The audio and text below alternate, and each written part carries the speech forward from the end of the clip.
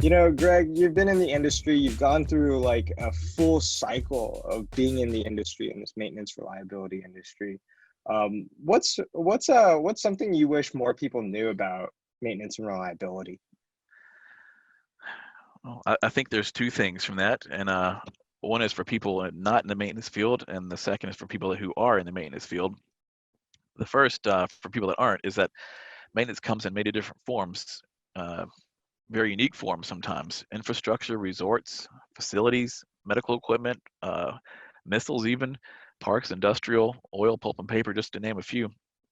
And just as maintenance comes in many different unique forms, so do those that make up the teams that are responsible for the maintenance of these systems, structures, and processes. The second is for those that are in the field, and we're well into the 21st century now, so we have no excuse. And in order to remain competitive, maintenance must be proactive and a data-driven endeavor, and all efforts must be the result of careful analysis tailored to your organization's resources, risk tolerance, and mission. Agreed.